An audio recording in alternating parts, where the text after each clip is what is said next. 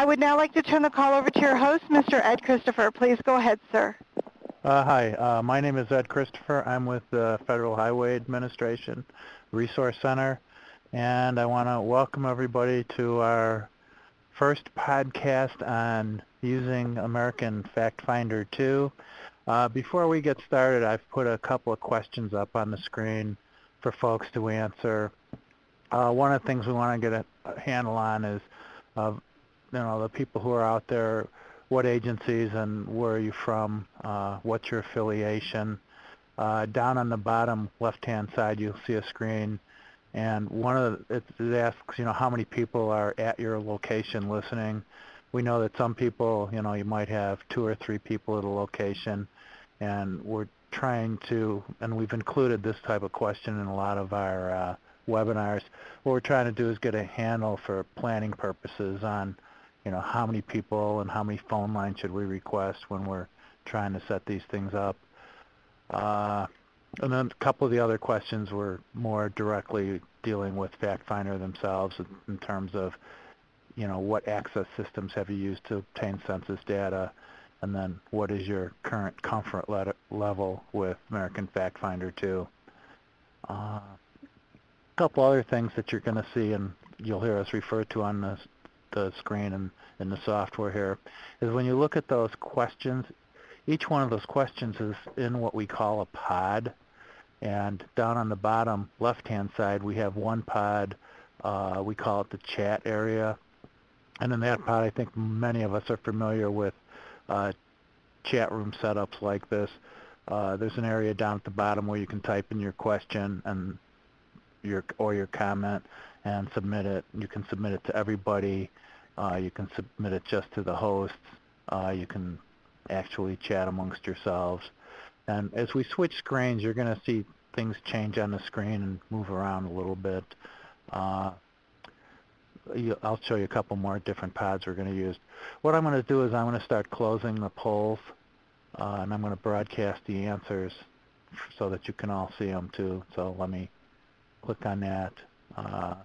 The first thing I'm going to do is you're noticing I'm clicking broadcast, which means you should be able to see everyone's answers and how people responded. Takes me just a minute. And what I'm going to do now is I'm going to close the polls so that we lock in all the answers.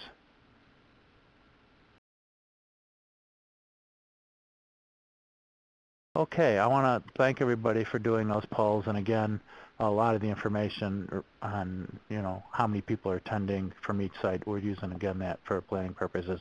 I want to mention that we're recording this webinar, so, if you have an issue with that and, you don't want yourself recorded, I guess you could maybe hang up and listen to the recording later. But again, I do want to mention that we're recording. Now what I'm going to do now is I've changed the room or the layout that you see, and there's a couple new pods that I've put up here on the screen for you to see. One of them is called the Q&A pod, the question and answer pod, and that's a new pod for us.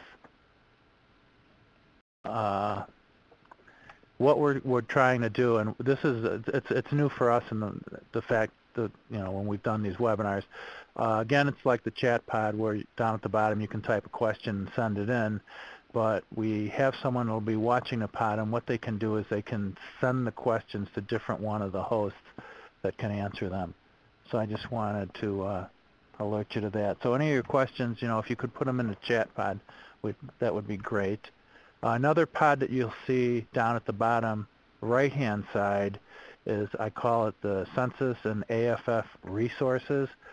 All our slides and materials, we've put them up for download, and it's really simple to use.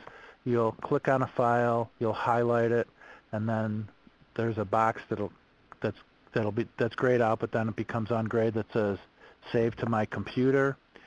You click on that, and you'll get that normal, typical download box that says, where do you want to save it? Now, I want to caution folks that when you go through that, a lot of times that where do you want to save the file box may be hiding behind this screen, so you'd have to minimize it and say where do you want to save the file. In terms of the files that we have out there for download, we've got several. I've put numbers on them so that it'll be easier for us to refer to them and to point them out to you.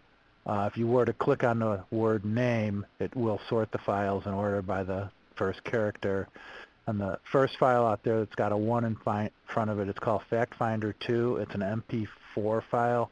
It is rather large. It's it's about 7.2 meg. But what it is it's a video, and I've used it quite a bit when I've worked with the new FactFinder. In fact, it seems like every time I go to use the new FactFinder, I take a look at the video. It's a tutorial. It takes about 4 or 5 minutes, I want to say, and it's a refresher. And one of our presenters today will be going over FactFinder2, but if you don't pick it up for another month and you go back to it, you may hit that freeze when you first see that screen of what do I do this. I've used this tutorial to kind of the video to refresh my mind and bring me up to speed. The next thing called using FactFinder, our next presenter, these will be her slides, and they all have notes. So you can take these slides with you, and again, you'll get walked through how to use FactFinder2 on the slides, and then we are going to have a live demo of the same thing. What's item 3? SF stands for Summary File 1. It's just a table listing of all the file and the structure of the files that are in Summary File 1. The tutorial, what's for the American FactFinder tutorial. Again, it's a tutorial and walks you through step by step. It presents a couple of questions on I'm trying to find household data for this geography. How do I go about it? And then it's kind of a recipe. It goes step by step by step with some annotations on now click here, type in this, click here, and it takes you through FactFinder2 in almost a recipe type format. And then my opening slides, I'll run through them in a second, is 5. Items 6 and 7, we're not going to get into, but we put them out there for you. Within the Census Bureau, they've got a search engine, we'll call it, called Ferret. And within the Ferret structure, it's a search engine, and there's several different data sets that are in there. The American Community Survey 5-year data from 2005 to 2009, several other data sets that are out there. The 2000 census data is in Ferret. There's a whole list of, there must be about 25 different data sets that are in this Ferret system. These are 2 different tutorials on how to work with the Ferret data. One of them is a set of slides, and again, they're animated, or they're notated that say go here, go there, click here, do this, to walk you through Ferret. And then the other thing called the Data Ferret tutorial is similar to our FactFinder tutorial. So let me run through my slides real quick here. We have a couple of goals or objectives for our webinar today. Of course, we want to expose you to the new American FactFinder. Some of us will call it FactFinder2. Someone will call it New American FactFinder. I think in time, we'll refer to it as FactFinder. We're going to definitely walk you through some examples and actually walk you through how to get data out of it. Hopefully by the end of the day, you'll be able to work with it and pull numbers out of it and start to work with it a little bit, I'll say, more smoothly than maybe in the past, issues you may have had in the past. Again, we provide you with these resources for using it further. And I think what we're hoping to do is reduce people's frustration with it.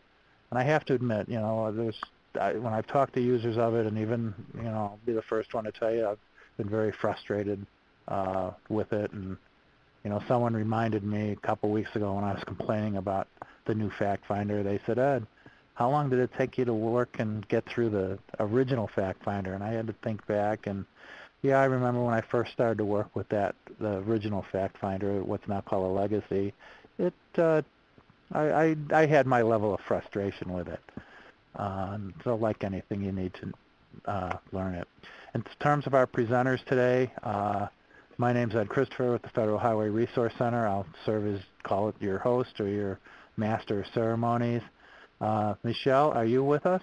I am here. Okay, I just wanted to hear your voice and let you say hello. We have Michelle Giles, who's gonna, I've called you our AFF instructor. Michelle is with the ACS Data Products Coordinator, but I want to give Michelle a little bit of a footnote.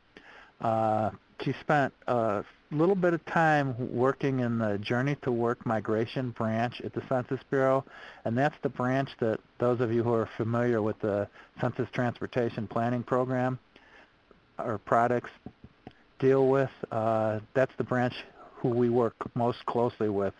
So Michelle comes at this from knowing our community and having worked with our community. So you can say hello again, Michelle, although you're going to be talking quite a bit in a minute. And if anyone has questions, please feel free to put them into the Q&A pod, and we'll try to get to those as we can. Behind the scenes and watching the Q&A pod and keeping an eye on the chat, we have Liang Long. She's our contractor. She works for Federal Highway. She's a consultant to us and provides technical assistance. And Liang is with Cambridge Systematics. And you'll see her responding in the Q&A pod and kind of keeping an eye on things. And then helping, and I say helping from Hawaii, Elaine Murakami, who originally set this up, and you saw her name in some of the early emails going out on this. Elaine is with the Federal Highway Office of Planning, and she's on the webinar with us, and she can chime in. She's on the phone, but I believe she's on her first day of vacation in Hawaii. So let's see, yeah, I had a couple more slides. Michelle, I'm offering your email address up as a contact, but when you're dealing with FactFinder, they do have an 800 number, and people actually answer the phone, so help is kind of a phone call away. And then we do have our CTPP listserv, and here's the URL for that. And if you download the slides, these URLs are active. So I just want folks to remember when they're working with this data, you got to have patience, and it's one of the things that I'm struggling and trying to learn when I've been working with FactFinder. So what I'm going to do is bring up Michelle's slides, but I want to caution that if you started downloading files, the download should keep up and stay on. And when we're completely finished with the webinar, I'm going to stay in the room and keep it open so that folks could continue any downloads that they have. And so you'll see boxes move around here a little bit, but we're going to always try to keep the resource download file open, and of course the Q&A pod. So Michelle, I'm going to bring up your slides. All right.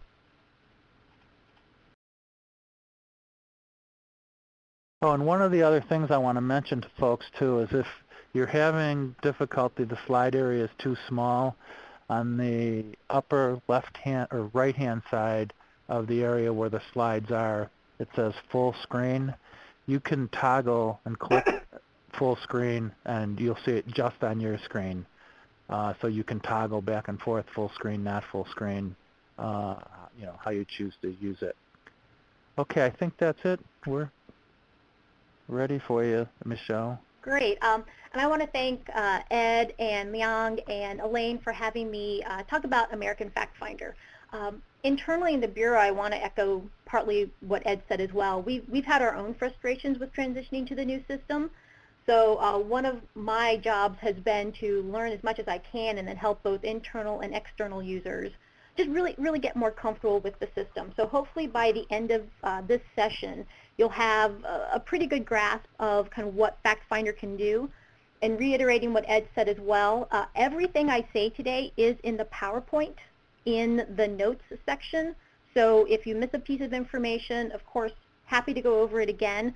But just know that that information is also in this PowerPoint presentation. And the reason I do that is that, when you're doing a demo like this, there's so much information, you may not totally remember, or your notes may not keep up with exactly kind of what's going on. So it's nice to have, I think, it in writing so you can go through and peruse at your own pace.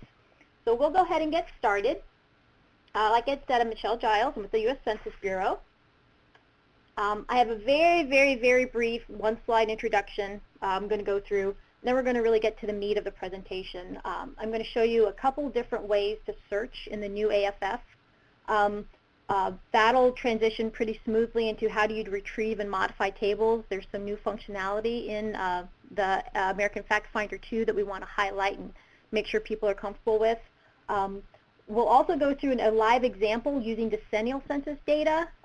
So all the PowerPoint here that I'm doing is using ACS data 2010. And then we'll have a live presentation of retrieving decennial 2010 tables. And then, like Ed said, there'll be some slides that have some resources and links on them, and then we'll have a nice, robust Q&A. Michelle, I want to mention too, folks, if you can ask a question certainly in the Q&A pod. You can also ask a question live, and you do that by hitting *1 and getting the operator. And if you have a question as Michelle is going, you can always *1, get the operator. The operator will whisper in my ear that, we do have a question, and, we can deal with the questions as we go too. And Absolutely. It'll give Michelle, it'll give you a chance to get a drink of water and catch your breath. And there's no problem with interrupting during. We want to make sure everybody's comfortable with the new system. So very briefly, so American FactFinder, as you all know, is the web-based data dissemination tool of the U.S. Census Bureau. Okay, I'm sorry, there was we have a new version that was introduced with the 2010 decennial data and the ACS data for 2010. So why do we have a new system? Well, it was developed in order to accommodate the constantly increasing quantity of data being disseminated to the public and offer new functionality that was not available in the old system. For the new system, you'll find 2010 decennial and 2010 ACS data. The legacy system, the old AFF, will be going away towards the end of the year. And the 2005 through 2009 ACS data will be available in the new system once that old system goes away. But until then, we do have data in both places. So 2005 through 9 is ACS data is in the old legacy system, and 2010 is in the new system. Eventually, everything will transition to the new system. And as you probably know, the ACS is now the source for social, economic, and housing data. It replaces the decennial census long form.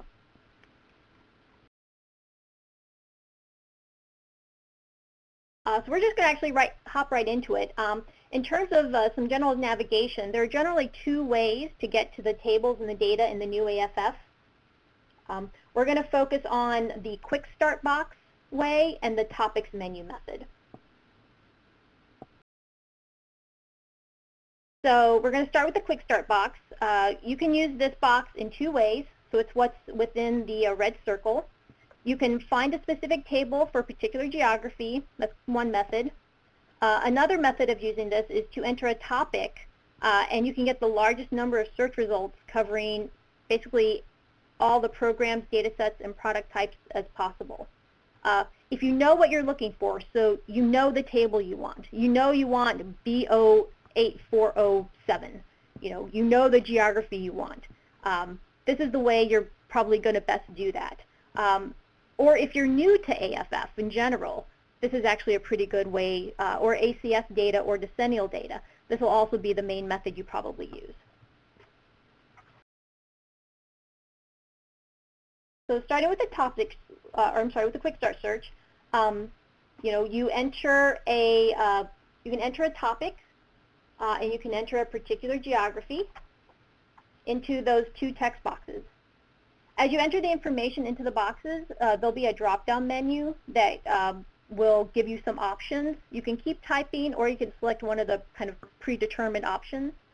It's up to you. You'll see that more when we go through the live demo. You can change the search to focus on topics or population groups or even industry codes. by modifying the radio buttons that are beneath the text boxes. The order of what is returned when you do your search is it uses what's called relevancy rankings. We'll go into that in a little bit more detail in another couple slides. But what you get using this method will differ on what you get using other methods because there are kind of different rules being applied to the different searches. So as an example, I entered commuting into the topic box, and then I entered Chicago, Illinois into the geography box, and then I hit go. So what you'll see is up in the upper left-hand corner that the search term in geography I entered, they get put into this Your Selections box up at the top, and they'll be saved there until you delete them. You don't have to enter a geography to get results. The default is the U.S. if you didn't enter one, but since we did, we're getting tables for Chicago. Search results, those show up in the middle of your screen. The summary products, what we call the summary products, like the data profiles, comparison profiles, and subject tables, they'll appear at the top of the list when you enter a topic. The data set column will tell you the survey, survey year, and data set for the search results. Now right here we're only seeing 2010 because that's all that's in the new AFF, but once the other years transition over, you'll be able to see differentiation here between 10, 9, 8, 7, and so on. You can also change the number of search results that appear on the page. It defaults to 25 results per page, but you can go up to 75 results per page. Now you can select multiple tables by clicking the checkbox that is next to the table ID, or if you want just one table, you can just hit that blue hyperlink with the title of the table. And this is a common screen that you see regardless of what search method you use. So talking a bit about the relevancy rankings. Relevancy rankings use a combination of factors to determine what is returned in your search and the order of return results. It includes exact and what are called fuzzy matches to the terms. So an exact match would be commuting. If I put in commuting, there is a term called commuting, there's a topic commuting, those tables will come up. But I could do something also, journey to work. That will also return the same tables because they're associated with a common topic. So my example here is if you put kids into your search, it'll return tables that use children as their topic. So when searching by topic, the data profiles and the subject tables are given a higher priority because they offer the broadest content. One of the ideas behind the creation of the new system is that if you're a new user, you're coming in, you're not totally sure what you're looking for, we want to give you kind of the highest level table. You probably don't want all the details. You probably want to know generally about your community. So that's why they're given that higher priority and why they go up higher in the list. Also something to note is the number of times that a search term that you've entered appears in a table can move that table to the top of the results list. This is important for tables that have a lot of crosses or subtotals that repeat the same term, but that table may not be as pertinent to your search. So like in my example, I'd put in commuting. So I was looking at the topic and any tables associated with commuting. If there had been a table I wasn't as interested in, but had the word commuting in it a lot, it would come up before the standard commuting products. Something to understand about the quick start search, you can enter multiple search terms. So I didn't have to just enter commuting. I could have entered commuting and bicycling or commuting and citizenship. I could have entered multiple terms. The system will search through all the tables and titles and text for each individual term.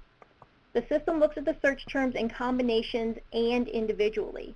So tables with all the search terms will go to the top of the list, and then tables with each term individually will show up after that. So it's really kind of all about, where are these results coming up. You'll get pretty much the same results, but where they come up in the search results, it matters depending on your combinations of terms.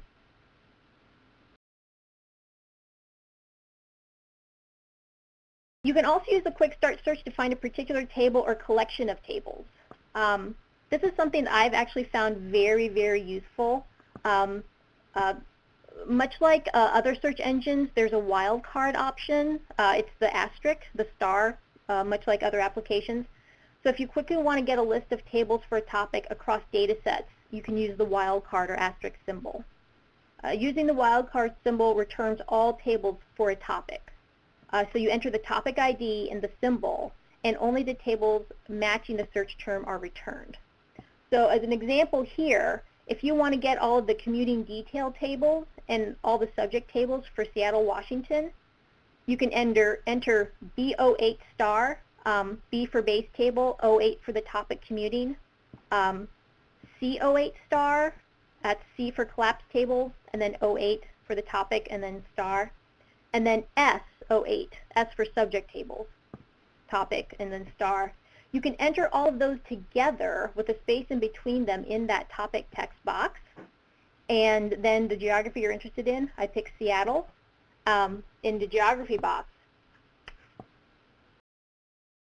And then when you hit go, only the tables matching those criteria appear. So you're only going to get the B, C, and subject tables for the commuting topic. You'll notice that in the order of the subject tables, it's the broadest content that comes up first. So it's the S tables. The B base tables are further down, and then the C tables are even further down. If you want to interweave the B and C tables, you can sort on title, and that'll put them all together. Or that'll put the B and C tables next to each other in the search results. So here's what that would look like. Now this is useful, especially if you're using 1-year or 3-year ACS data, because not all tables are released for all geographies due to our quality filtering restrictions. So by kind of interleaving or interweaving the tables, you can see which tables are available for your geography. And you should know that you can sort on any of the search results columns. You can sort on ID, title, data set.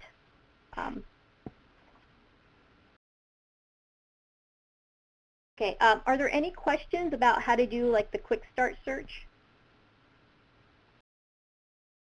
Somebody raised their hand.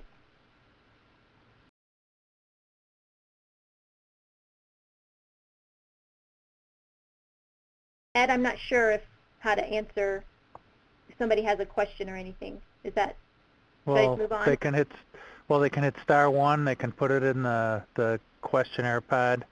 Okay. They just had it where somebody raised their hand, so I wasn't sure about that.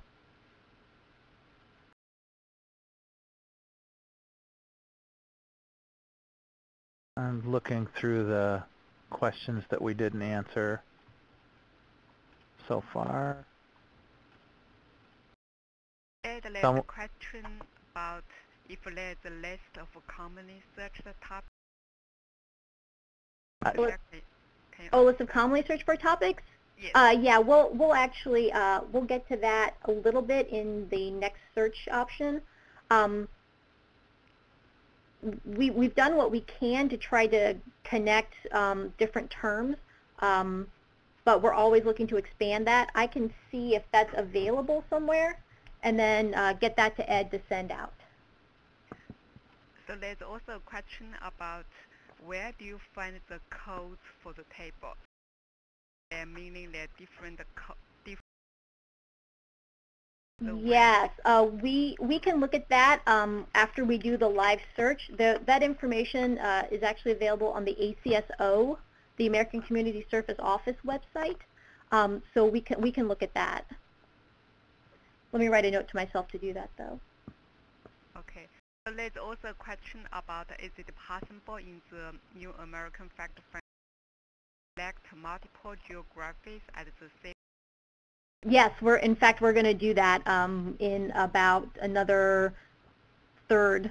Once we get through this next search avenue of using the topic search, we're going to get into the geography search. Absolutely.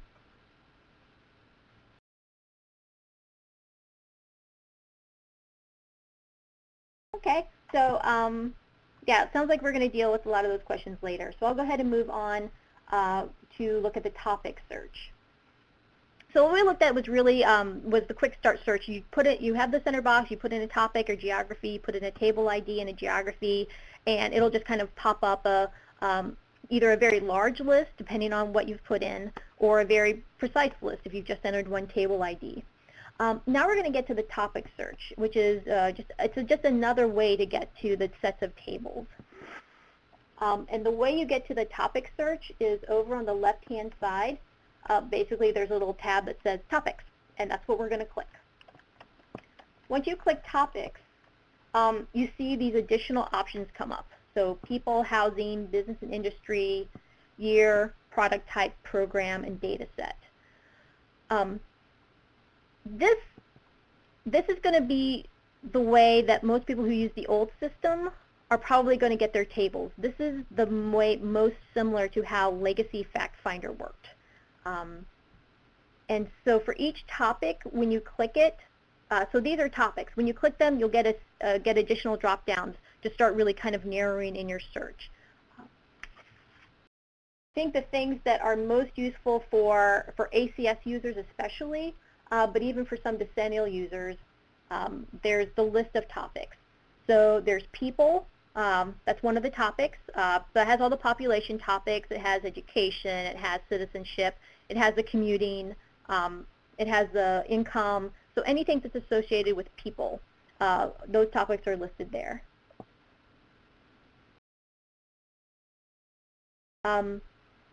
There's housing. That's another topic. That's where all the housing information is. Tenure, household characteristics, plumbing, telephone use, all of that. The year topic, that's survey year.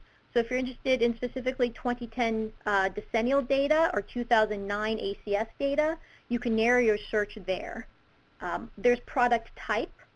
So that'll list the profiles, detailed tables, subject tables, comparison profiles, GCTs, ranking tables, all those different product types. The program topic is the survey. So that's where you can select if you want ACS or Census or econ data. And then the data set drop down is where you can select 1, 3, or 5-year data for ACS. Ed, there's a hand raised. I'm not sure what to do. Yeah, I'm not either. Okay. Oh, Jeff, could you, Jeff Dodson, do you want to put their question in the Q&A? Or hit star 1. Huh? Or hit star 1, yeah. Oh, there's a question to explain population groups and industry toggle bullets. Yes. Yes. So folks, I'm going to scroll back a little bit. I'm sorry I didn't see your question until now. So we'll get to that. So that's down here. Okay. So underneath the quick start, there is a topics radio button, a population groups radio button, and an industries radio button. What those are kind of dealing with some of the different products we have. So most of you are probably going to pick topics. That's actually the default that I normally look at. Put in topics, you put in a table ID, or you put in commuting, which we'll have a full example of. Population groups, or especially if anybody's used SF4 from Decennial 2000, we are having an SF4-like product with ACS that's going to be coming out next year. So if you're interested in a particular population group like Tohono O'odham, Native American group, or if you're interested in Filipino or Aleutian Islands, or basically it's the race, ethnicity, and Hispanic detailed groups. If you're interested in data about a particular group, you would click the population groups radio button and then start typing in that group name, and then it would bring up the products that are associated with that group. So for ACS, you'd get the special population profiles, eventually SF4, and then for decennial, you'd get that SF4 product or SF2 product. And then industries is really, it's more the econ side. Econ data as well as decennial and ACS data is available in American FactFinder.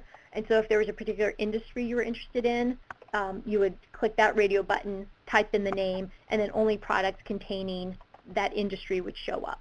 So it's basically another way of just kind of refining your search. Hopefully that answers your question, John. Yeah, we have another question in here too that Sure. I want to take time and answer. It's not so much a FactFinder, but an ACS question, and Sure. it's the notion of, is it true that the 5-year data sets have the lowest margins of error? And I started to type an answer, but it's getting long. The answer is going to be yes if you're comparing an area across all 3 ACS products. If you're looking at the 1-year ACS product, the 3-year, and the 5-year ACS product for the same geography. For example, if you were looking at it for the city of St. Louis, because you have all 3 products, you'll find that the 5-year does have the smallest margin of error. However, there's another side of that when working with the 5-year. If you're looking at an area down to a census tract or even a block group level, you will see that could have a very large margin of error, but you can't compare it across the other 2 products because, of course, there is no 1-year or 3-year ACS data. That's exactly right. And also, I mean, the reason that the tracts and block groups margins of errors and even the other geographies margins of errors are higher than they were in the decennial census, but for most things, they aren't so out of bounds for what decennial had. They just didn't produce margins of error for decennial census.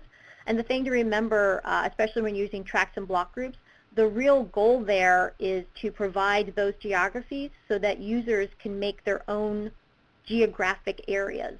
So you have block groups and tracts, not to look at a block group on its own or a tract on its own and look at that margin of error. You're really looking to aggregate across tracts or across block groups. And when you start doing that, the margins of errors do go down because you're aggregating those geographies together.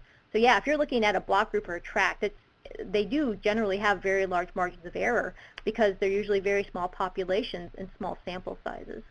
But yeah, you're right, Ed, that if you're looking at the same geography across, the margin of error is markedly reduced as you go across the different data sets.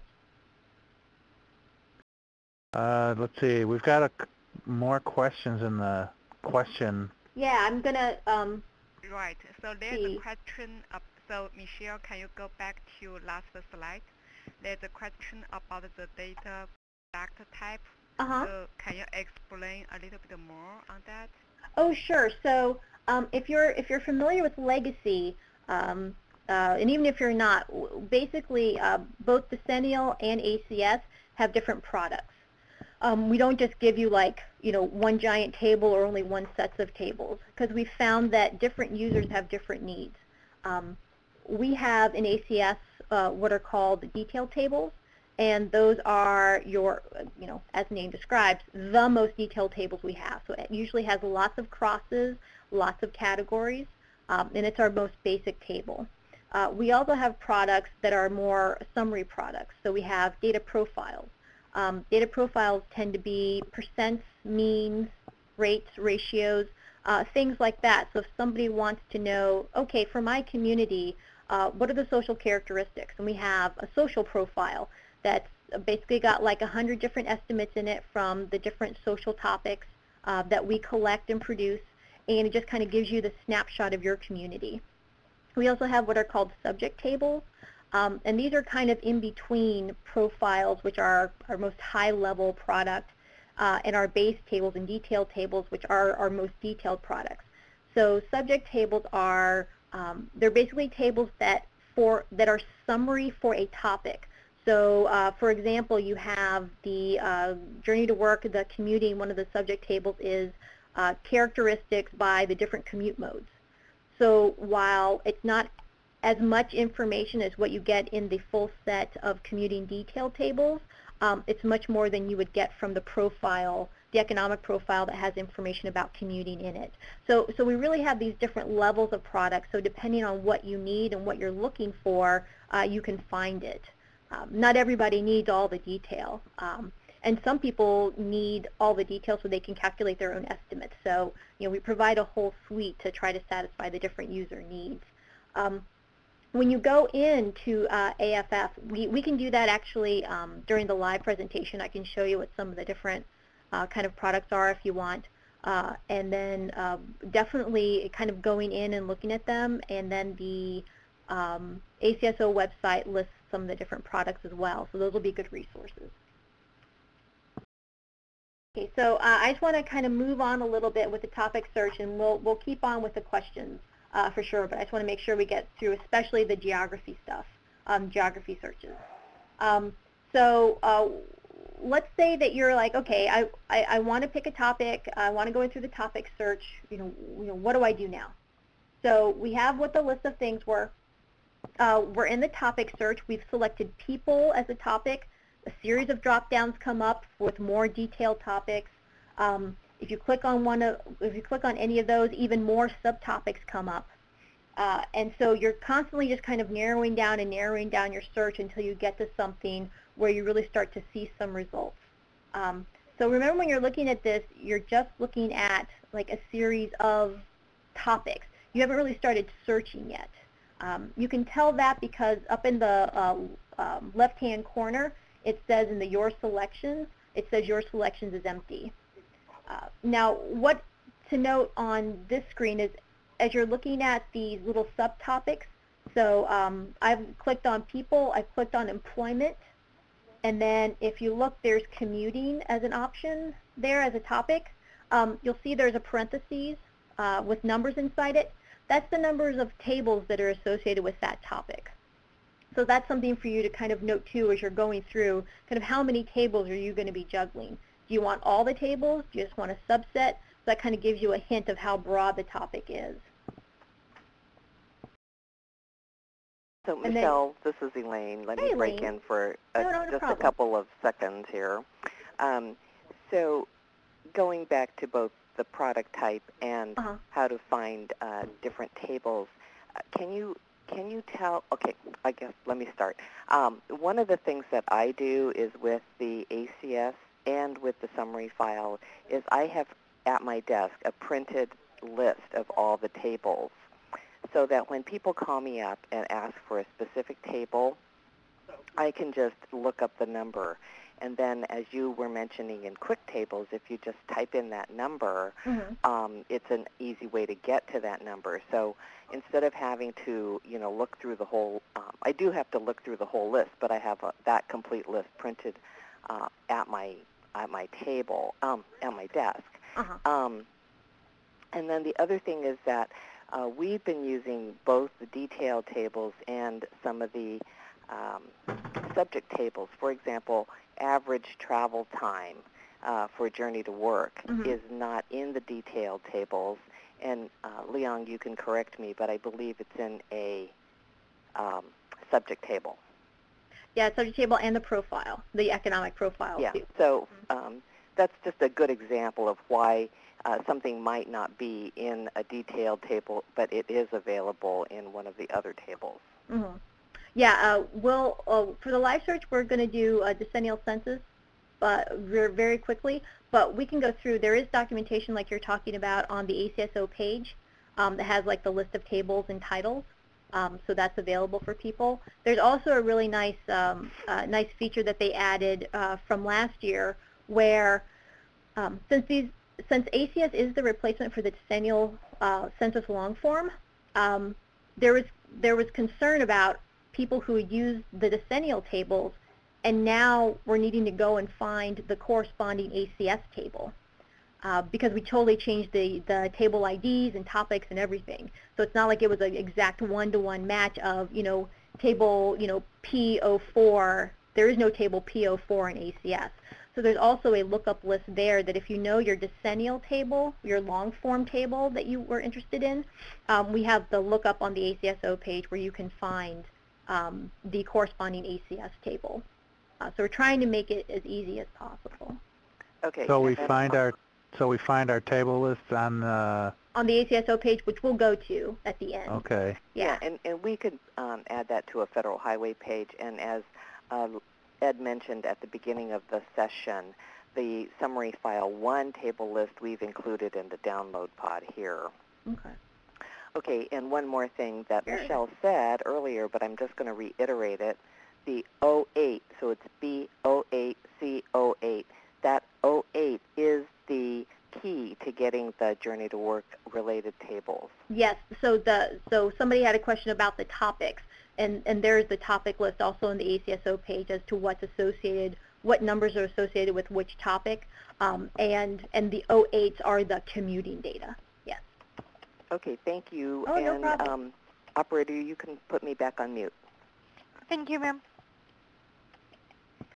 So just kind of going back to our topic search, we went to people, we went to employment. You'll see that the topic, the Your Selections is still empty because we haven't clicked on anything. We're just kind of narrowing down, seeing what the options available are. You'll see that there is a commuting, Journey to Work, parentheses, Journey to Work and parentheses, topic. And in the number at the end is the number of tables associated with that topic. We still haven't done anything. It's just kind of showing us what's available. So what I did was I went ahead and clicked on that hyperlink for the commuting Journey to Work. And now you'll see that the Your Selections box has taken that topic and put it up in the Your Selections. So when we did that, only tables that were associated with the topic are now displaying in the search results. So it's got that dynamism to it where as you start clicking on things or selecting things, your search results will change and update as you go through.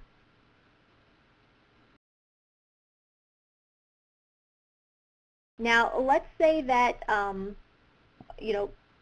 a lot of tables here. There's, 400 and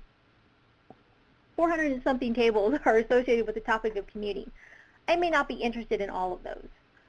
So another feature of the system is you're able to search within results. And so under the Your Selections box, where it says what your selections are, you'll see that there's another text box where you can enter additional information here. You can enter additional search terms, or you can even enter a table ID. So for my example, I'm interested in commuting characteristics of women. So I put women into my box, into the search within results box, and I hit go, and you'll see that it is added into the Your Selections. So when I did that, it's going to keep narrowing down. The thing to know is that when you're using the search within results for option, the system uses this AND logic. So that means that all entered topics or search combinations have to exist together in the tables in order to return results. So only tables that contain all the topic and terms are returned. Now this is different from the quick start that used a combination of, if you put multiple terms in, it looked for tables that had both terms. It returned those first, and then it also returned tables that had either term in it. The way the search within results works is that you have to have both whatever is in your selection plus whatever term you're entering in the search within. They all have to exist in the tables. So commuting tables that have sex as a dimension are returned at the top of the search results. So there's a little blue bracket, so that's those. And then any tables that have both commuting and sex somewhere in the table are returned next. So remember, we have these summary products. We have profiles that have both information on the split of percent of men and women in areas, and then they also have information on commuting. So anything that has kind of both of those, maybe not together, but it's somewhere in the table, those are going to come up last, but their top search results are going to be where women is a dimension of the table. Now let's say we kept entering terms and entering terms. We did women, then we did citizenship, and then we did education. We could get to a point in the search within results. We could get to a point where no tables exist for all those combinations, and that's where you'll get a no results found message will appear.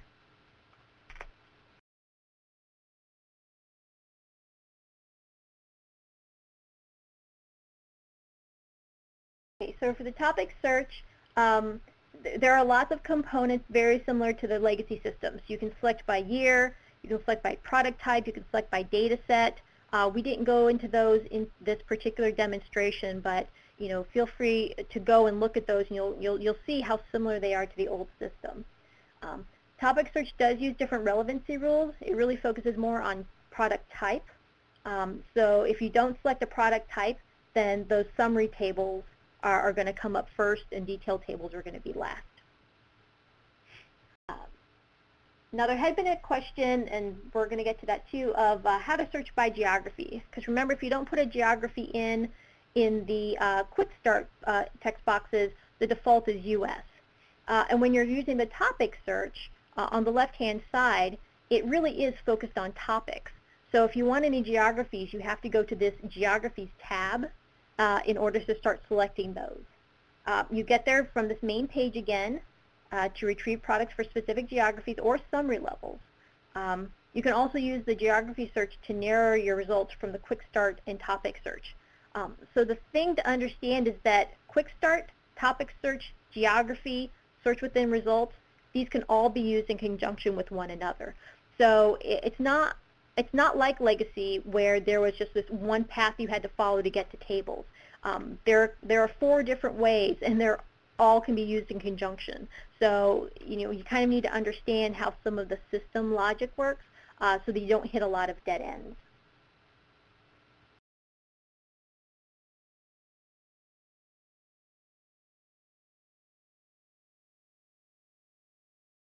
So when you select this Geographies tab, a new window pops up. You can search by geography name, you can search by address, you can search by using the map. There's a text box where you can enter a geography name. So if you're like, I want Chicago, Illinois, you can just type that there. There are also a series of drop-down menus and radio buttons and check boxes where you can start to narrow your search even more. So you can select by geographic type. You can see it there, it's displayed, nation, state, county, city, tract. You can select by summary level. You can select geographies or summary levels within a particular state. You can select by geographic component or by geographic vintage. If you can't find a geography, then you want to just double check that you have the Show All Summaries radio button selected. The way the system works as well, and you'll see this throughout the system, is that it's kind of always taking the information that people are using and updating the system. So if you have lots and lots of people checking for counties, but not, county place parts, county place parts may not come up as a common search. So if you are looking for maybe a more unique or a less popular geography, you want to make sure that that Show All Summary Levels is selected. One of the nice things too about the geography search is that you can easily retrieve all counties in a state, all places in a county, or all tracts in a place.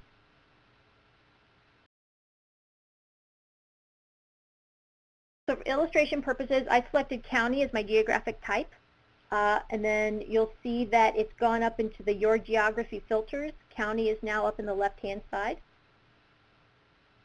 And now even more options are available to me to start to narrow my search. So as you can tell, this is all about just kind of refining your search and refining your search. The Within option is very helpful in retrieving a large set of geographies of the same type all at once. For example, when I selected county from the geographic type, the geography search results returned the option to select all counties in the United States. So if automatically you can do that selection. Or you can select all counties within a particular state. You see that the states are listed.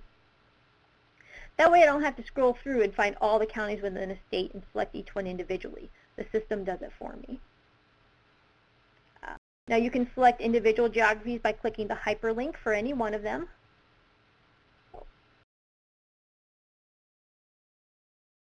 Or if you want more than one geography, or if you want more than one, you just, again, hit the check boxes that are next to them. The thing to know that if you want multiple geographies and you click the check boxes, you do have to hit Add to make sure that they actually get added. So if you click on the hyperlink for one geography, it'll automatically get added. But if you want more than one, check the checkboxes and then hit add. And just like on our other search results, we can change the number of geographies returned. 25, 50, and 75 are the options.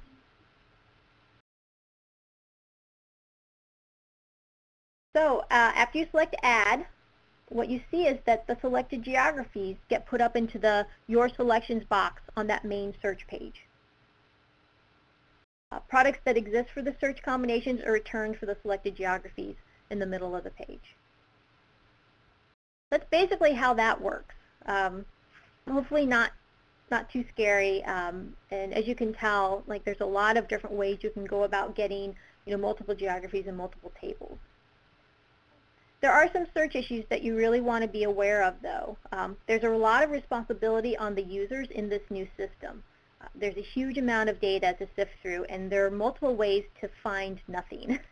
And that's one of the issues that we've had people running into, is they can't find what they're looking for. So some of the biggest issues are adding too many search terms at once, or even having too few search terms, selecting search term combinations that don't exist, and also not clearing out old selections when starting a new search. Having too few search terms can be a problem. If your search isn't narrowed down enough, then the volume of data and display in order for products could be discouraging, and you may not get what you need. Having too many search terms that don't exist together leads to no results, and that means that users have to continually try new variations on their searches to get what they're looking for. So we've seen kind of how to search. Now I want to show you a little bit about how the tables look in the new system, how you retrieve them, and how you modify them. Okay, so this is the search that we saw just a second ago. I have my commuting, I have women, and then I have my counties within states, Florida, Georgia, and Hawaii.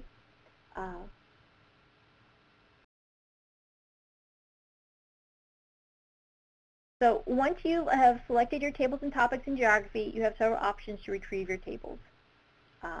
If you want one table from the list, again, just have to click the hyperlink, and that'll just bring up that one table. If you want more tables, then just like on other searches we've seen, you check the box next to the tables that you're interested in, and then you can select to either view the tables, or you can select to download the tables in a CSV file. So right from the screen already, you have some options in terms of retrieving the tables. So if you chose to view the tables, this is what you're going to see. And you'll also see that there are various options to manipulate the table in terms of presentation and download. From the table view, you can modify the table, you can bookmark the table and share the link, you can save your query, you can print the table, you can download the table as a CSV, PDF, Excel, or rich text format file. Now these functions operate on the table in the view. If you've selected more than one table, what you can do is easily switch between them by using these little arrows at the top and the right, and that'll let you go through and modify each table individually. Just so you know, there is a limit to the download size if you did choose to download. The product limit is 10 tables at a time. The geography limit is 10,000 geographies, and the total data row limit is 500,000 rows. So for example, if you select a table with 13 lines for 9 geographies, that's 117 total data rows. You're definitely well within the download limits. But if you start to do like all the counties in the U.S., which would not hit that limit, but if you did all the counties in the U.S., there's over 3,000, but you were trying to do it for 5 tables, depending on the number of rows, just have to think about the math a little bit. Something to note too is that View All is another option that allows you to view the tables that you have in presentation-ready PDFs. The limit is 3 tables at a time, though, if you want to do that.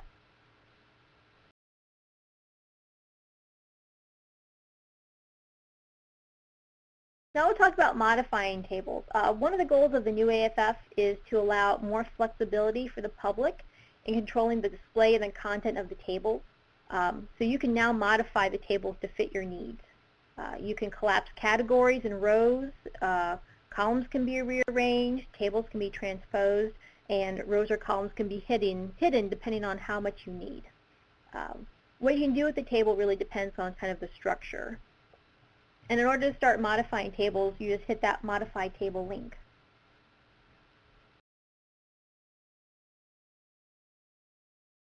When you do that, when you hit the Modify Table, these additional commands come up. You'll see that there are these minus signs. Those are what allow you to collapse rows. If you click any of those, that particular row will be collapsed. Next, you'll see these little arrows. With these, you can move columns and rows around. And then depending on what columns or rows you want to see, you can uncheck the boxes, and those rows or columns will no longer be visible on the display format. So let's say you have modified the table. You've gone through, you've unclicked all the margins of error, you've collapsed some rows and categories. How do you know? How do you know, and how does somebody who's getting this table from you know that it's been modified from the original Bureau version? Well, there's a note. There's a note on the table, and we do that because since people often use the Census Bureau products as kind of the touchstone for certain estimates, we want to make sure that if there has been any manipulation of the tables, that's clear to whoever's getting the table next. Also, for you yourself, you may go on clicking through and are wondering where some estimates went that you saw a little bit ago. Oh, it's because you collapsed a category or a row. That's why you're not seeing them now. So this is that hint that something's different about the table. Now let's say you're like, okay, I just wanted to look at those. I wanted to look at these collapsed rows and columns. You know, I wanted to see how that worked. Now I want to go back to the table that originally was there. That's where these options come in. You can reset the table completely to the original look, or you can just show, if you've hidden some rows or columns, you can show those. And that's where you do that. Fairly straightforward. Okay. I think one of the most helpful new additions to FactFinder is the ability to transpose tables. And that's just up here again at the top on the right, very self-explanatory, transpose rows or columns. And this lets you switch the rows and columns, doing that transposition of 90 degrees. So in this example, we have the geographies are along the horizontal axis and the table categories are along the vertical. I mean, literally, I hit transpose rows and columns, and this is what you get. Again, it just switches them around, and depending on how you're using the table and downloading this into an Excel spreadsheet and doing any kind of additional manipulations, this actually gives a lot of power to using the tables, especially if you have a lot of geographies.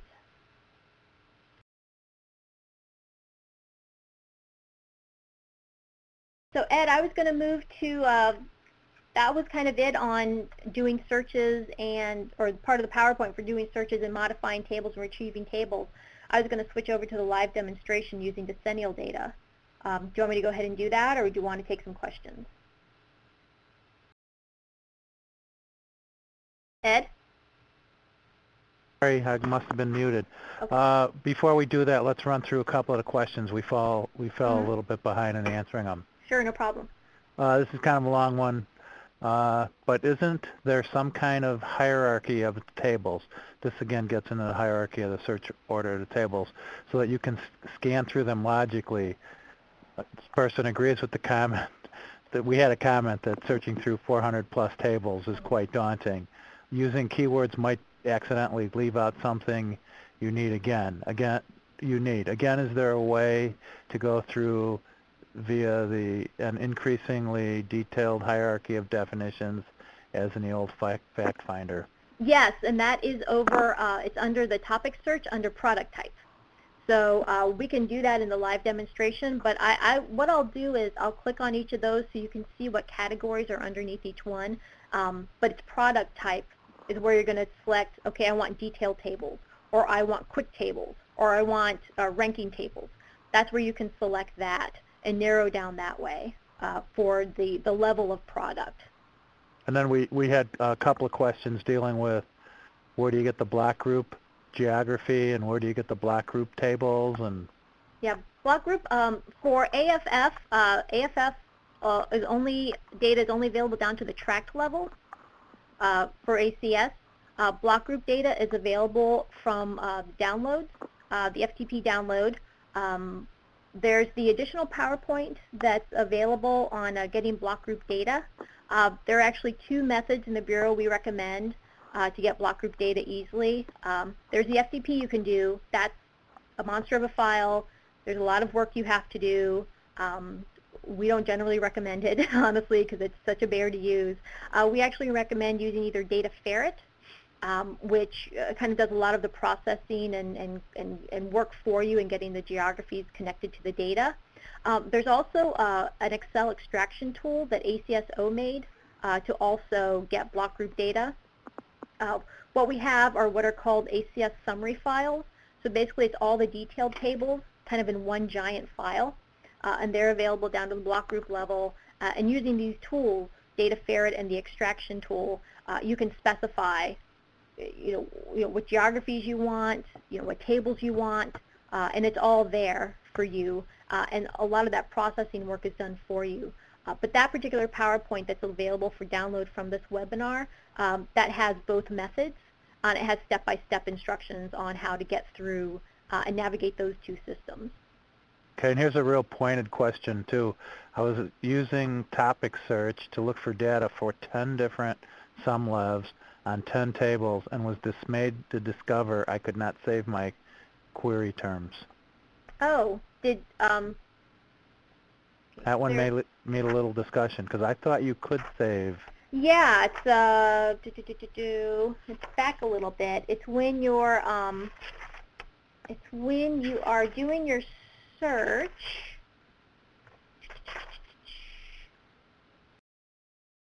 Let me go back to it.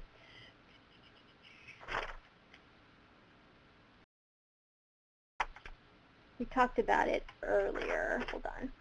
Or how about we just keep that one off on the side for when we go to sharing? Yeah, I just, I know I had it in my notes where I talked about it. Well, don't get too distracted. We'll come back to it. Okay. Well, I'm ready to do the live whenever you are. Okay. This is Elaine. So, hi, Elaine. Yeah, I guess my answer is I wouldn't try to put so many queries into one thing, and I think it would be better to have a more limited query and then join your answers after you've done the download, by joining it by geography. But related to geography, there are a couple of questions about shape files. So I believe the shape files are not in AFF2. You do have to go to the geography area of the Census Bureau webpage. Is that correct, Michelle? I believe so, yes. Okay, and we have heard a rumor that the Census Bureau geography is talking about Tiger in the Cloud. And maybe we'll ask Mike Radcliffe to give us more information about that and the schedule of that and post it to the CTPP listserv. Yeah, I think that's probably best, yeah. Okay, and then there's another question. Must we specify tables before specifying geography? And I know the answer, but I'll let Michelle answer. You do not. So there is one of the things that I think is good about the new AFF and can be tricky is that there's no particular order you have to follow. You can select geographies first. You can select topics first. You have to do something first before you do search within results, but there is no order that you have to select for the topics, geography, or quick start search. Any can be used. Any can start you off on the searches. Okay. Michelle, is there a maximum number of records that you can download? Someone has had AFF2 hang up several times trying to get one table for all tracks in their region. Yeah, well, there have been some performance issues, and I'm sure a lot of you have realized as you've gone through and used the new AFF, which the division that manages AFF is working to improve. what I'll tell you now is there are set limits, so you can only download 10 tables at a time. The maximum geographies is 10,000, and then the total data limit rows of geography by geography by table rows is 500,000. So if you're trying to do, you know, all tracks in a region for a large table, like if you're doing one of the industry and occupation tables, that'll definitely hang up. But what it should give you a message that says your search is too large, narrow it down. So if it's hanging up, that's a performance issue. And what I would say is on all of these web pages, there's a link up at the top that's got feedback. And there are actually people monitoring that feedback. So I would put something like that there, or I would call that help number that Ed had shown, and that's also in this PowerPoint, to call up and ask, you know, what are the issues. There could be something with the servers. There could just be a lot of people and a lot of traffic.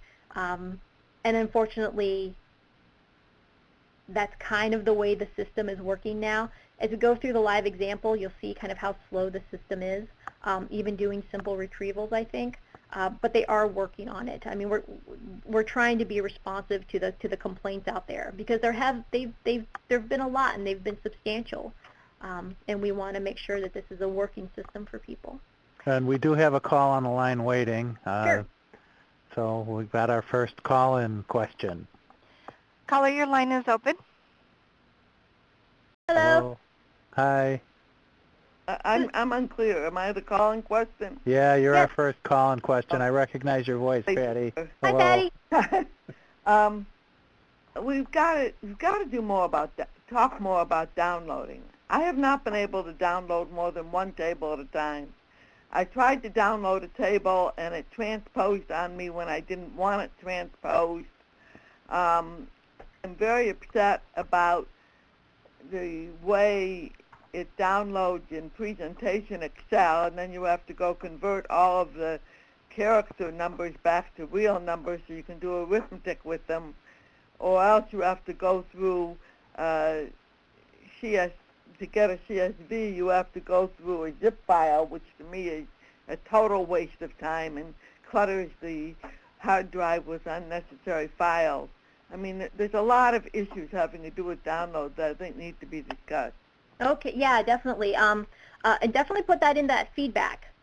Those are the kind of comments that they really want in terms of performance and usability improvement. I sent one last week, and I haven't gotten an answer yet. Okay, yeah, I don't monitor that, but I know. But it is. But I'm just saying, but it is monitored. You know, they have been taking that feedback. In terms of the downloads, it shouldn't be transposing on you when you don't want to. That sounds like a glitch. And then with the download, one of the, you know, for good or for bad, one of the goals was, and you talk about the zip file, is that if somebody wanted to download like all of the counties in the United States, that's a very large file, and it makes more sense to make it a zip file. But I think one of the issues that is that if it's a really big file, it should zip it. But if it's not, it shouldn't default to that. So the decision was it was made that regardless of the size of the file, go ahead and put it in a zip file, because you just never know what people are downloading or how much they're downloading. Michelle, I've got you set up so you can start doing your share screen. And I'd like to make one other comment. So if we haven't addressed your questions that have come in through the Q&A pod, all of those are being captured, and we will work with the Census Bureau to get those answered, and we will have those available probably within a week or so. So, Michelle, are you working on bringing up your share? Yeah, just hit share my screen, right? Yep. Things are starting to happen. And what I've done is, because when we share screens, the resolution and stuff gets rather small, the question pod is temporarily off the screen. But again, you know, you can always hit *1, and the operator will give me a quick message, and we'll bring you in, and you know, we can maybe have interactive questions as Michelle's going through her presentation. So I'm pretty sure Michelle has planned this already, but one of the things we'd really like to see Michelle do is do a query where for all tracts in a county, but make sure you pick a small county. Yep. All right. Yep. And at some point, we're going to have to find out where that table list link is at. Several of us have looked for it and couldn't find it. And this is a legitimate complaint, and you should complain about this vocally. We complain about it too, as the organization of the ACSO website. I have a lot of trouble, so I couldn't bring it up for you right now. I would have to go through and click it, and I'm sure you don't want to wait for me to do that. No, so we're going to do it afterwards. Oh yeah, I'll go find that on my own, and then I'll send that to you guys, and you can distribute it. Yeah, we'll post that on the listserv. But yeah, it's definitely something that it's not like I don't even know exactly where it is, and I've looked it up multiple times. So things keep moving. Unfortunately, yeah, we'd like them to lock it down. So we're seeing your screen, and so everybody sees it's flipping some different scenes of cities. So what I was going to do is Elaine had requested, since I was doing the PowerPoint primarily focusing on census or on ACS data, that I also go through do a live demonstration looking at decennial data. So it'll be really similar to what you saw me do during the presentation, but I just want to make sure that's kind of solidifying some of the ideas. Basically, just as always, you start off at the www.census.gov main page. This is where you're going to be able to get to American FactFinder the quickest. You'll notice on the left-hand side there are a series of links. The fourth link down is American FactFinder.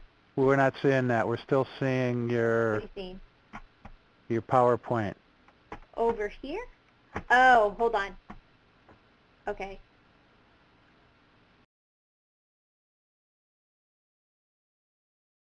Okay, click stop sharing. So what do you see now? We don't see anything. Okay. So you need to go share your screen, but then you need to bring up your browser. No, I did. Let me try this. What do you see now? We're seeing your PowerPoints. Okay. Close your PowerPoints. Well, no, it's not that. It's the monitor being weird. How about now? Yeah, we're starting to see. There we go. Okay, you see it now? Okay, I had to switch monitors for it. Okay, so you start off at the www.census.gov website. This is the best way to get to American FactFinder. On the left-hand side of the screen are a series of links. Lots of different information about the Bureau. The fourth link down says American FactFinder. You click that. Unfortunately, there is something a little off about the computer. Some of the images aren't quite showing, but all the links are working. So you'll see that there are two links here. If you want data from Census 2010-2000 or 2010 American Community Survey, we're going to click this link. This other link is for earlier data for ACS and economic censuses and POP estimates. So this is the legacy system. Eventually this link will no longer work, just so you know. But for our purposes, we're going to use the FactFinder2 link. So when you say it'll no longer work, that means the previous ACS 3 and 5 year and 1 year is going to get moved over to the new system? Yeah, all the 2000 through 2009 ACS data, all the economic census data, and all the POP estimates data is going to be moved over to the new system. It was supposed to be moved over sooner. These were not supposed to exist at the same time for the ACS, but there were some problems encountered with transferring the old data into the new system, and so that was delayed. We're looking at the end of October, between the end of October and the end of the year, legacy going away and not being accessible by anybody. So I better get my data soon. If it's 2000 through 2009, if you want to use the old system, yes. I know. Yes, do that. So we're going to go ahead and click on FactFinder2, because that's how we're going to get to the Census 2010 data. It just defaults to the search screen, I'm going to go ahead and go to the main screen. So these are how you kind of search around. The main screen gets you here. I know it looks a little different, but this is your quick start box. You know, these are your topic search and your geography search. So Elaine had asked about a particular table. She had asked about P28. This is what I was talking about when there are drop downs that'll show up as you're typing in the text boxes. So it reads what you're putting in, and it goes and queries its system and goes, oh, hey, there's a table that matches that. Maybe this is what they want. So it's just kind of giving you some hints and some ideas about, you know, where you might see stuff. So I did want table P28. So I click that for my geography. Oh, I spelled it wrong. So I start typing Honolulu, and then Honolulu comes up. I'm actually going to select East Honolulu CDP. I think it's kind of interesting. And then I press go. And here's our search results. It's one table, our household type by household size, our P28 table. The only table that this matches is 2010 SF1, 100% data. Since we only have one table, I can either click the hyperlink and have it open, or I can click the checkbox. You'll notice that these commands now become active. I can view or download.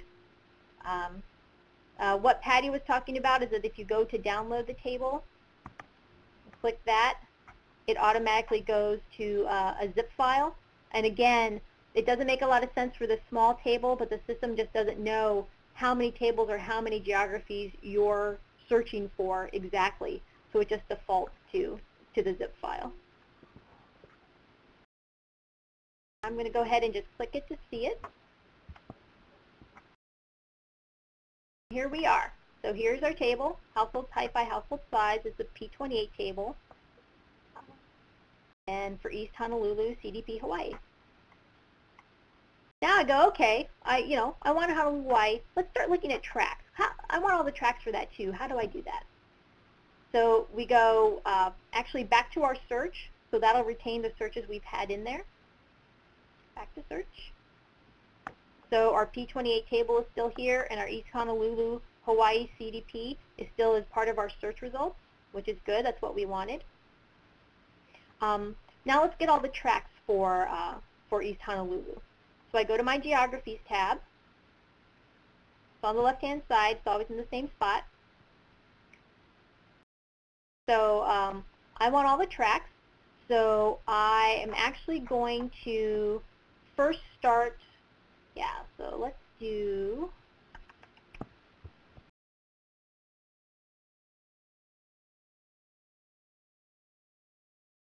summary level.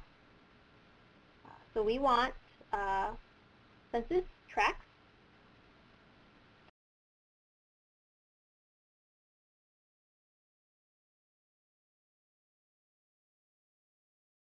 And I want it within a particular state.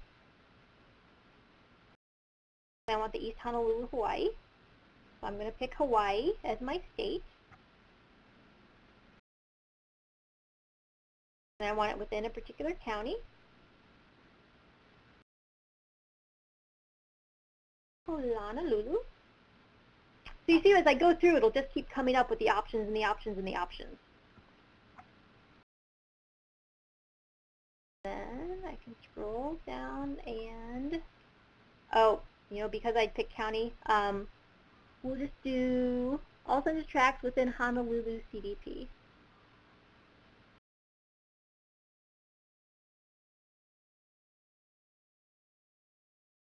Okay. Okay, so I selected add. Also, if you want multiple ones, you can just check these. Remember, you have to hit add. But what I wanted was the census tracts in Honolulu. And once I selected that hyperlink, or once you select add, what you see is that they get added up into this Your Selections box. You haven't lost your P28 table you selected. You haven't lost your East Honolulu. It just kind of keeps adding to it. I'm going to close this pop-up box for geography. Here's my table. Here are my geographies I'm interested in. And I just go back and click the table again.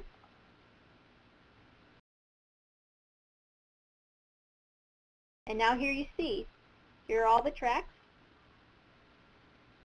And it keeps going and going and going and going and going. So this is a situation where you probably want to download the table as opposed to print, because that would be kind of a monster print job. You can download, so we can download as a CSV if you wanted to put it into like a SAS data set or a SCADA data set. A PDF, you have your options for the orientation. You have your Excel options or rich text format. So I can download as Excel. I'm glad you're choosing that, because I was doing something last week, and I want to say I downloaded it in Excel, but it never told me the title of the table. I mean, it was missing something very basic. So we'll see. Okay, so I went ahead and said download. I'm going to go ahead and open it.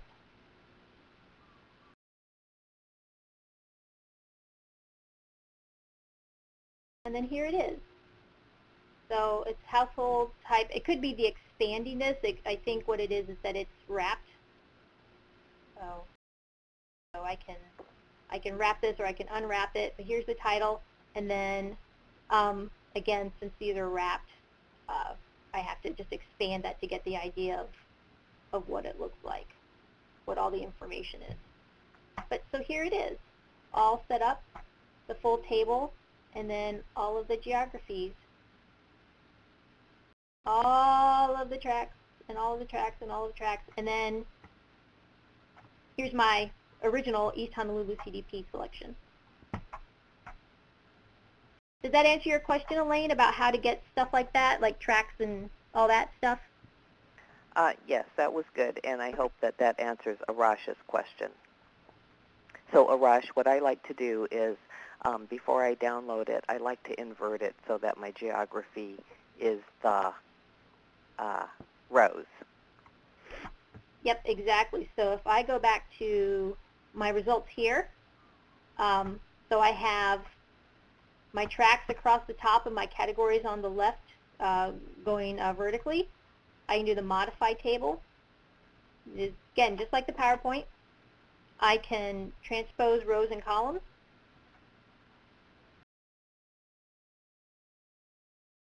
That's transposed. And then if I were to download the table, it would download as I'm seeing it here. So go ahead and download, do my Microsoft Excel, do my OK. Building the file. Follow the directions. And there you go. So now it's put all of the geographies down vertically, and then your categories are horizontal. So when you're doing any kind of download after you've modified something, it's going to download based on exactly what you have on your screen. When we do our searches and find our tables, can we send a link to that table to people?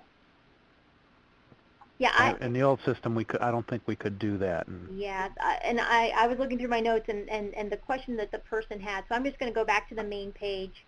No, there isn't a way to save these searches. What you would do is when you found the table and you're in that table view, that's where you can save that query and save that link. So if you know that you've got, like I've got a P28 table for East Honolulu and all the tracks, once I'm viewing that table, that's where I can do the link that I can either save the query as, or I can share the link to those actual tables with somebody. So the searches won't be saved, but the tables that result from those searches you can save and share. Okay. So Ed, can you remind people, how do they request their line to be open to ask a question? Oh yeah, to ask a question, hit *1. And this is your shot to get Michelle to go find whatever table you've been trying to find. Yeah, please. And also the thing to know too is, like, as you're going through, again, this is a very interactive system. So let's say I'm done with all the tracks, I want to get some other geographies, or only want P28 or some other tables for East Honolulu. If you click the red X's, it'll remove that option from your searches. So the thing to be careful of is not to delete something that it took you a while to find. And pardon the interruption, this is Rika. We do have one question in the queue. Yes. All right, we'll take our question. Caller, your line is open. Please go ahead. Hi, this is Patty again. Hi, Patty. If you look at that table that you downloaded, you see that all the numbers are left justified? Is it the original one or the one where I transposed it? Doesn't matter. Okay, yeah. Yeah. They're left justified? All the numbers are left justified and have that little sort of triangle in the upper left corner. Yes. Now, this is a friggin' nuisance. Yeah, it is. Because you can't do simple arithmetic with these numbers. You think you can just take them and, you could add them up. I could say D12 plus D13 plus D14, but I can't say sum D12 to D14 because Excel isn't recognizing them as numbers. You have to go through a process which sometimes is fast and sometimes is slow to turn text into numbers. Yep. I want to know why AFF does this. I'm not sure, but that's something I can ask them. Please do, because there's absolutely no need for it. I mean, the impression I have is that they're trying to use this download as something that they think people can deliver to end users, or that end users can use. And they're wrong. I mean, for one thing, nobody wants left justified tables. Secondly, most people want to do some arithmetic on them, calculate collapse, whatever. And the third thing is that I don't know about other people, but when I get track 5468, Detroit City, Michigan, I take out Detroit City, Michigan. I just do a search and replace and take it out of the table because local users don't need to see that. These are the things that the FactFinder people don't understand, how local users, which is who this is really for, actually use the products. Yeah, Michelle, this number business is kind of interesting. It's clear I have not worked with new FactFinder2 barely at all, except to look up the population of my town. But in Legacy, I pull tables from that all the time and then do math on them. And when you download them into Excel, they're coming through as actual numbers. Right. They're not. So I recommend that so that Patty isn't seen as, one person crying in the wind, that all of us on this webinar go in and put in that comment field. Oh, absolutely. That we hate this. That the numeric values need to come through as numeric and not character.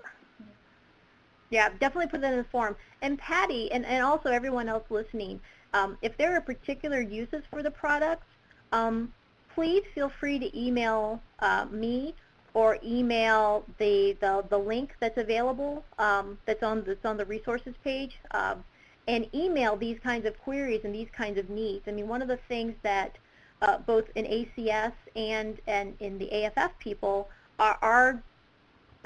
well, at least our goal is to try to make things as user-friendly as possible. But one of the constraints we're under is we're not always sure exactly how people are using the tables. So that kind of information is actually critical for us to better design our tables and to better design the system. So please share that information. Michelle, there's some other ACS questions that maybe you can discuss. One of them that came up early on was poverty. The poverty definition, and the other one is explaining about the disability question and when the multi-year disability tables will be available. Sure. What was the poverty question? It was by somebody named John Hansen. Hey, John, if you're on, if you'd like to do *1 and ask us your poverty question.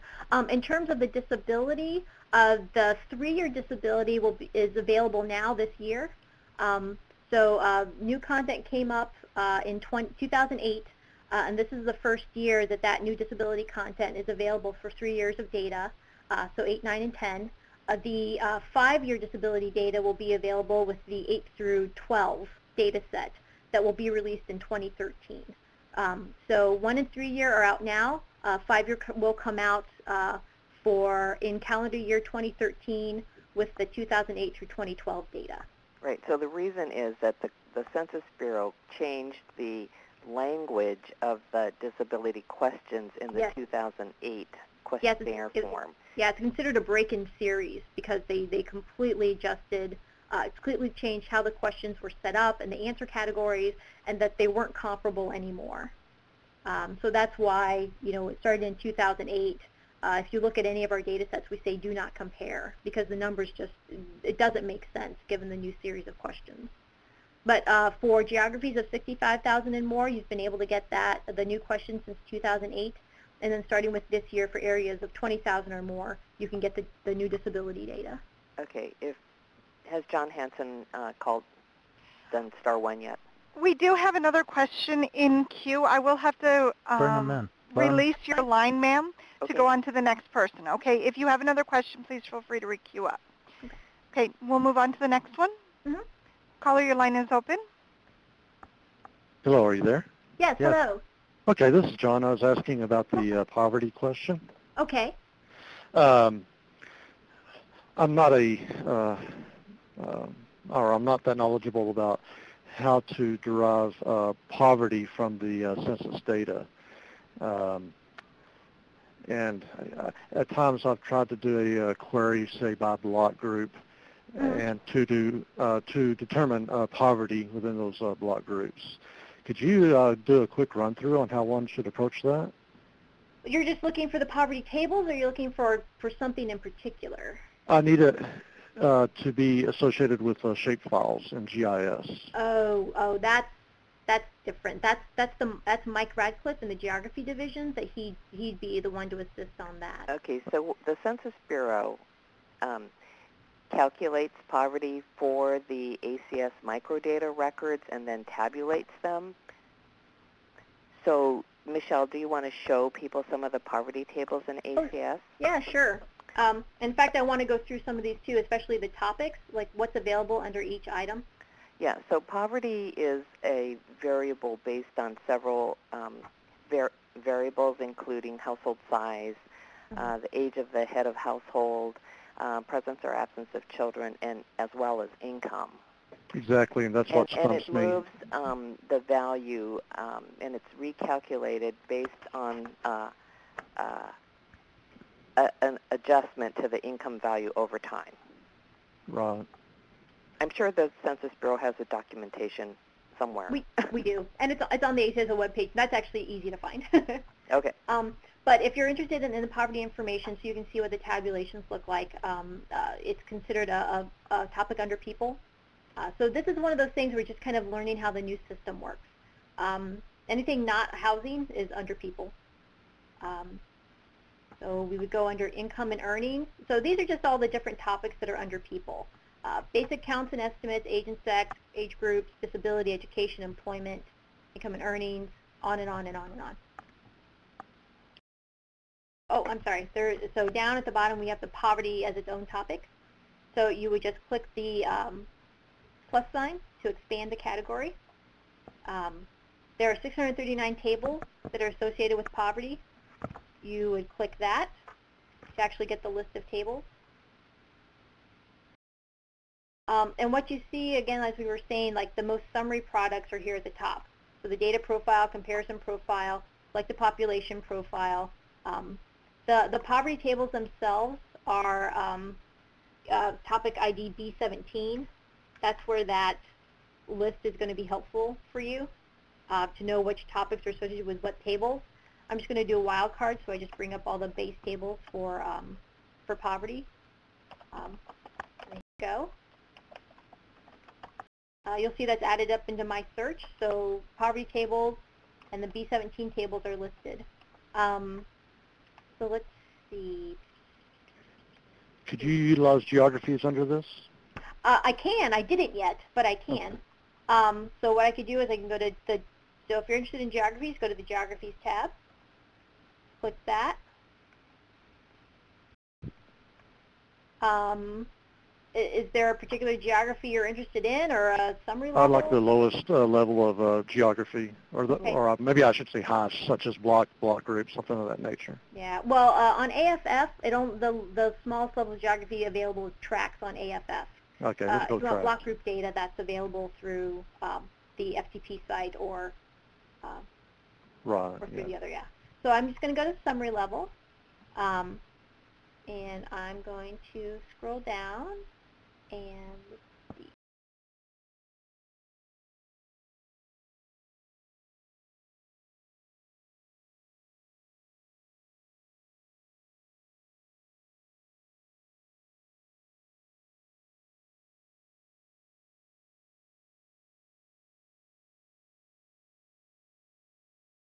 So I'll go ahead and select Delaware. It's a small state.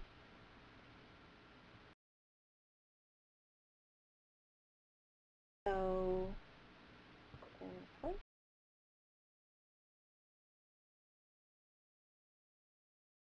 because this is 1 year data, we only have I'm sorry.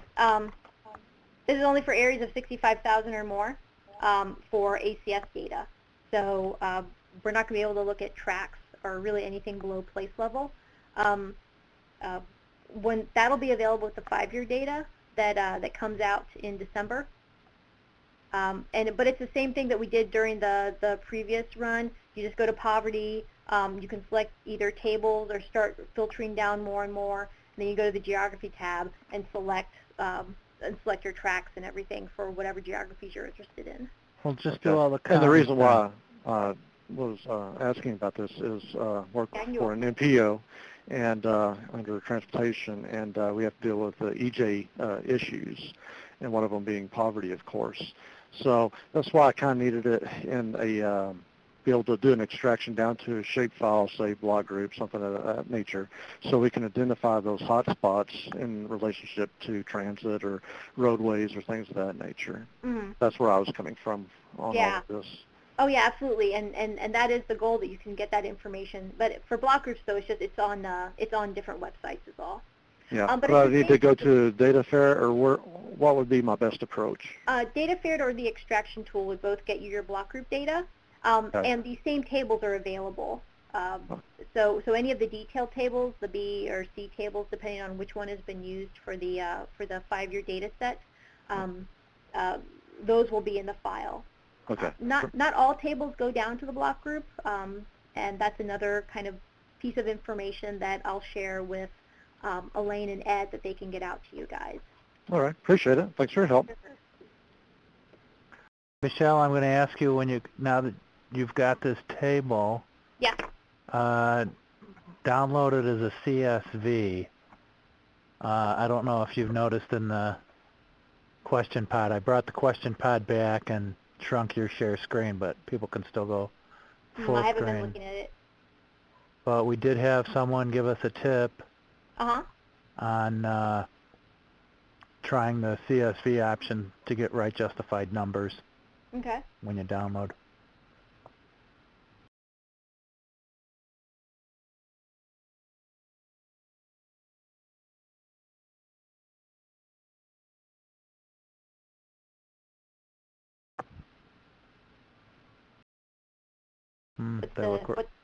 They look right justified.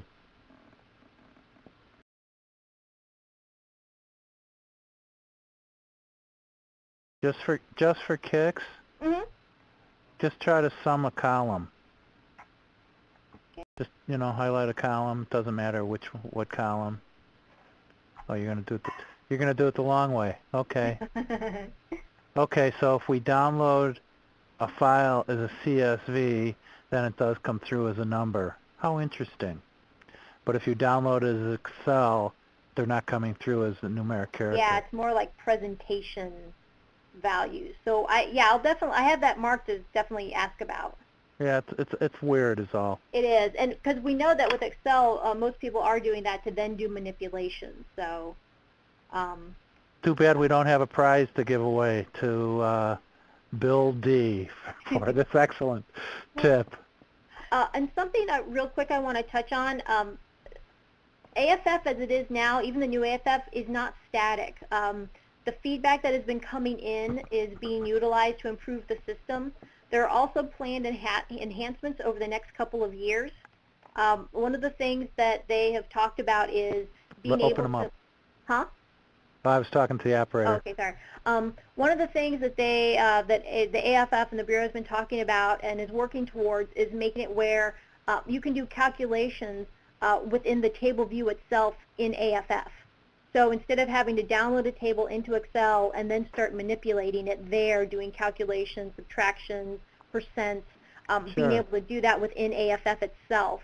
And one of the really cool things we've talked about is recalculating the margins of error based on whatever new calculations you've done. Well, that would be long in coming. It's looking at towards the end of next year, the year after. I mean, that's been one of my gripes in general is, it's fine to, bring two variables together, but then you have to recalculate an MOE, and it should be easy enough so that's to have one of the some software do that for you. And that's one of the things that they're working towards. Even the first iteration of that is going to be a very simple calculations, but they're looking to do kind of more and more complex stuff as it goes along. But yeah, definitely keep that feedback coming, because those kinds of needs are what are really driving changes to the system. Okay, here, and we do have a caller coming in while the operator is opening the line. We've got a follow-up on the poverty issue, a question. Okay. Kind of a long question, so I'm just going to read through it.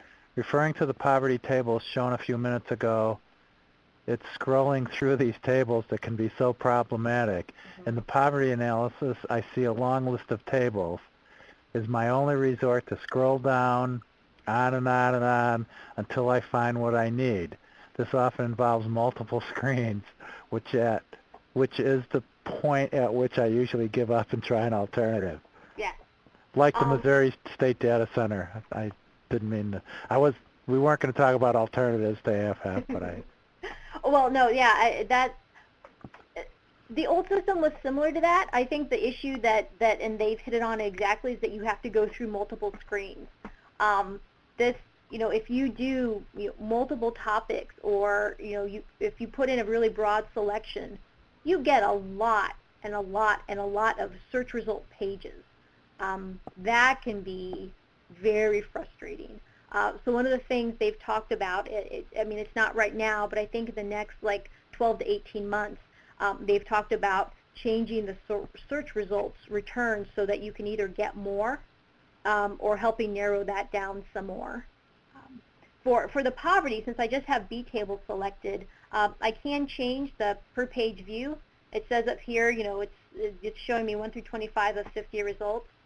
So if I go ahead and click it to 75, then it shows me just one page and I can scroll through. The legacy system you had to scroll through too.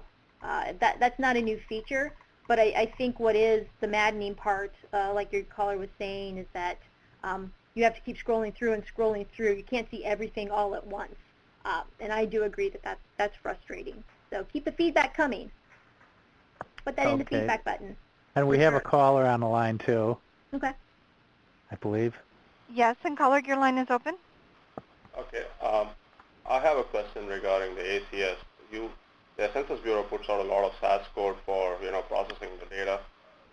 Is there any plan to release to write the same code in R for users to use it, or we are on our own?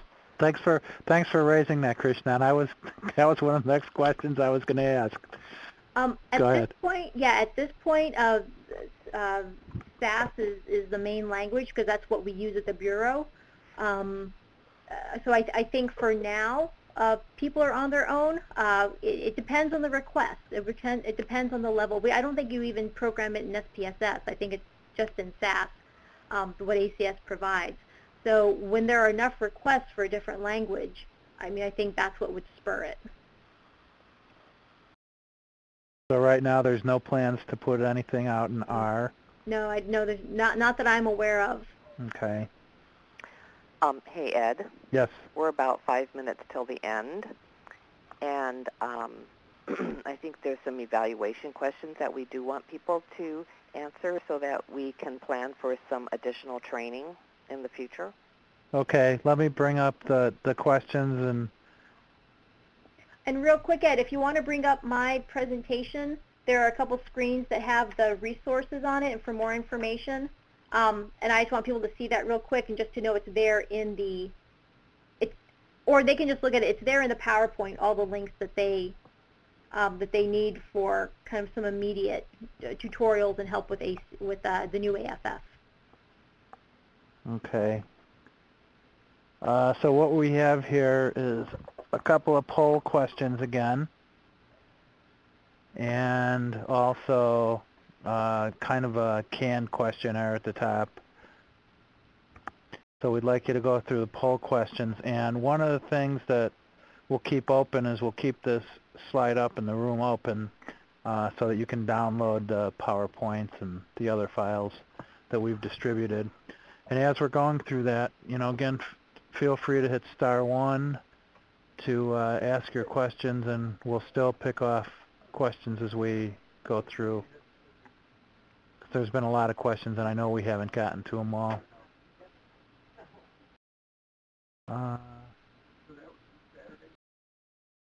Okay, Michelle, here's one for you. When we search for data for the county subdivisions in Maine, the number in parentheses does not correspond to the number of county subdivisions in our state. What's the best method for pulling data by county subdivision for Maine? 357 records. Yeah, that's the one where if you're doing the geography search, you want to make sure that button that's all summaries levels. Let's see, what is that? That is called exactly.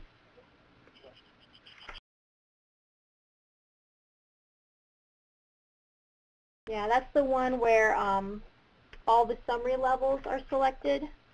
So there's a radio button, show all summary levels. County subdivisions are not a terribly popular geography, so they're not gonna automatically show up.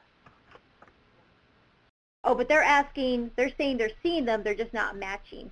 It would depend on the data set they're using. So, if you're using 1 year, only ones with 65,000 or more will show up. If you're using 3 year, only ones with 20,000 or more will show up. So if they're looking at 5 year, it should match. So if it's not, that's something that I would send to, there's one of the link options in the PowerPoint at the end for more information and contact. I would contact the ACSO user support branch and ask them about that, because if they're using 5 year and they're not matching, that doesn't sound right.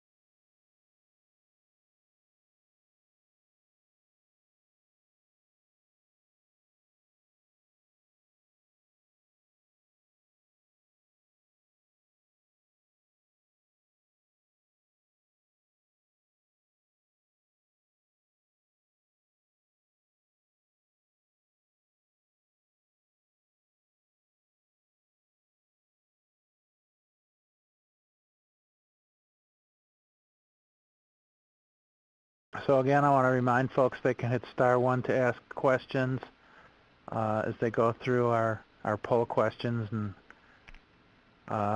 the one poll question, as Elaine had mentioned, we're very interested in is what areas would you like more training on?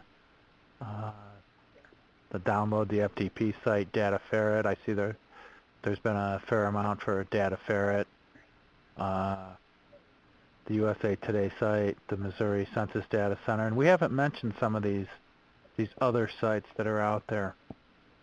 And one of the things that I've been collecting on the site is a list of URLs for some of these other sites where people are posting census data with search engines behind it. Yeah. Ed, I have to vacate the room soon. But what I'm gonna they can go somewhere else. Okay, but I want to make sure that I'm double checking on the things I'm getting to you guys to send out to everyone. It's the list of tables that aren't available at block groups, so that people aren't kind of spinning their wheels looking for data that's not there. Checking into why numbers are shown as text in the downloads for Excel. A list of the topics and the tables associated with the topics. Yeah. Subject definitions, so that people have the details on that, and also the census to ACS table lookup list. So what's the equivalent ACS to census table? Yes, and what we'll do is we'll post those links on the CTPP listserv. I trust that probably all the folks in here are on the listserv. Leon, could you go get that link and just post it in the chat area? Sure, I will. For folks. We do have a listserv where a lot of the information people are sharing back and forth, different tricks and asking their questions about this, and hopefully we're getting people's questions answered.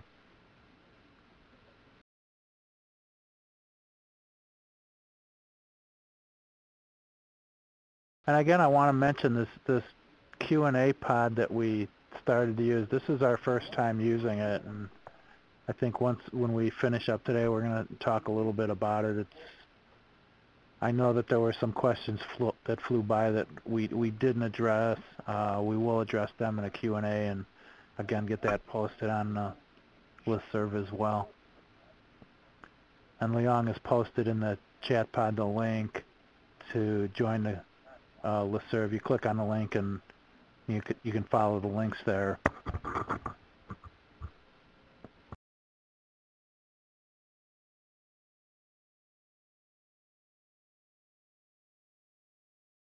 So with that, I think I'll thank everybody for coming, and I'm going to start by turning the recording off.